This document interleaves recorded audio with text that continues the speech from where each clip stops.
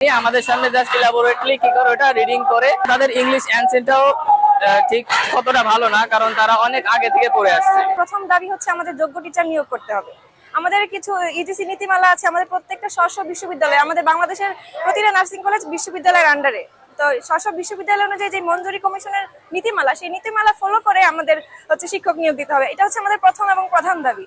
4 বছর মেয়াদী যে হচ্ছে স্নাতক ডিগ্রি, মানে আমরা যারা বিএসসি করছি, আমাদের বিএসসি যারা পাস করে ফেলবে, গ্রাজুয়েট কমপ্লিট করার পর আমরা হচ্ছে 3 বছরের একটা ক্লিনিক্যাল অভিজ্ঞতা দিয়ে তারপর আমরা সরাসরি লেকচার পদে নবম গ্রেডে আমরা চাকরি পাওয়া। এটা হচ্ছে আমাদের নীতিমালা, ইউজিসি নীতিমালাতে আছে, কিন্তু আমরা হচ্ছে পাচ্ছি না। এখানে কি হচ্ছে, যারা হচ্ছে ঊর্ধ্বতন কর্মকর্তারা আছে, যারা অ্যাডমিনিস্ট্রেশনে বসে আছে, তারা সবাই হচ্ছে হয়তো স্বার্থান্বেষী, যার কারণে তারা হচ্ছে আমাদেরকে এটা দিচ্ছে না, আমাদের অধিকার আমাদেরকে দিচ্ছে না তারা। RICL TMX, যুগের পর যুগ স্থাপনা থাকে মজবুত। তাদেরকে সম্মান সূচক ভাবে এখানে এসে সংযুক্তিতে নিয়োগ দিয়ে দিচ্ছে আমাদের কলেজে, কিন্তু এটা তো আসলে নিয়ম না। আমাদের কলেজ ভিত্তিক কলেজের মধ্যে হচ্ছে যারা টিচার আসবে তাদের উচিত হচ্ছে নিয়োগ বিধি ফলো করে তারপর এখানে আসতে হবে, পরীক্ষা দিয়ে এখানে আসতে হবে, কিন্তু এটা হচ্ছে না। এর বিরুদ্ধে আমাদের হচ্ছে আজকের আমাদের দাবিগুলো আছে এগুলা। এরপরে আছে হচ্ছে যে আমাদের 2016 এর নীতিমালা অনুযায়ী এবং ইন্টার্নশিপ নীতিমালা অনুযায়ী আমাদের গ্রাজুয়েট নার্সদের 20,000 টাকা ইন্টার্নশিপ ভাতা দেওয়া উচিত ছিল। মানে এটা হচ্ছে নীতিমালাতে আছে, কিন্তু আমাদেরকে 20,000 টাকা, তাদেরকে মাত্র 6,000 টাকা দেওয়া হয়। এবং আমাদের হচ্ছে যারা ডিপ্লোমা ডিগ্রিধারী আছে তাদের হচ্ছে তারা, আমরা চাই ডিপ্লোমা যারা ডিগ্রিধারী না আছে তারা এইচএসসি পরীক্ষা করে তারা 3 বছর ডিপ্লোমা করে। এখন তারপরেও তাদের এইচএসসি সমমান থাকে, কিন্তু আমরা চাই তাদের ডিপ্লোমা ডিগ্রির পরিবর্তে নার্সিং এ 3 বছর মেয়াদী স্নাতক ডিগ্রিতে রূপান্তরিত করা হয়।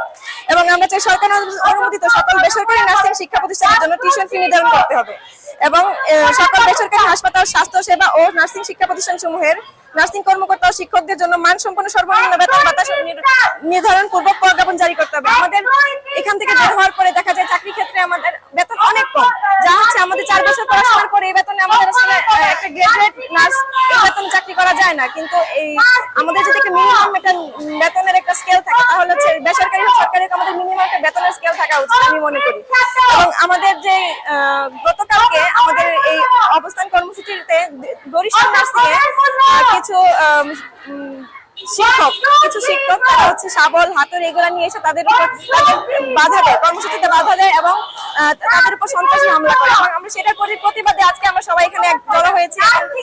সেই প্রতিবাদে আমরা চাই যে যারা এই হামলার সাথে জড়িত, যেমন রনি মোল্লা এবং তাদের গ্যাং, তাদের যেন সুষ্ঠু বিচার হয়। তারা বহিষ্কার, রনি মোল্লার আমরা মূলত রনি মোল্লার বহিষ্কার চাই, কারণ এভাবে শিক্ষক হচ্ছে আমরা শিক্ষকদেরকে পিতৃতুল্য মানি, তারা আমাদের অভিভাবকের সমান, কিন্তু তারা যখন এই ঘৃণিত সন্ত্রাসী কাজগুলো করে, আমাদের স্টুডেন্টদের উপরে যখন হামলা করে, আহত করে তাদেরকে, তখন আর তাদেরকে আমরা চাই না, আমরা চাই তাদের বহিষ্কার হোক। এটাই হচ্ছে আমাদের এখন বর্তমানের মূল দাবি।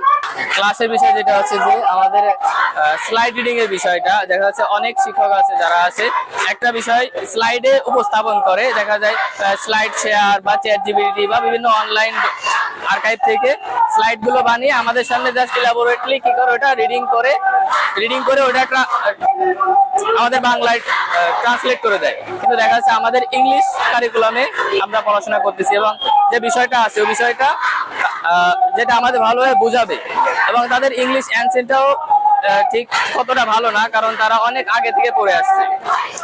কাঙ্ক্ষিত পড়ার যে সিস্টেমটা আছে এবং যে পরিবেশটা, সেই পরিবেশটা আসলে আমরা সৃষ্টি করতে পারছি না। দেখা যায় কি আমি নিজে অনেক ভালো জানি, কিন্তু আমি অন্যকে যখন ভালো জানাইতে যাবো তখন আমার বোঝানোর ক্যাপাবিলিটি, আমার সেই পরিবেশটা তৈরি করতে হবে। অনেক শিক্ষকের ক্ষেত্রে দেখা যাচ্ছে পরিবেশ তৈরি করার ক্যাপাবিলিটিটা নাই, কিন্তু তারা সরকারি নার্সিং কলেজ বা ইনস্টিটিউটে তারা শিক্ষক হিসেবে তাদেরকে নিয়োগদান করা হয়েছে হসপিটাল থেকে সংযুক্তির মাধ্যমে। তারা কোনো শিক্ষক বিভাগীয় পরীক্ষার মাধ্যমে তারা এখানে আসে নাই।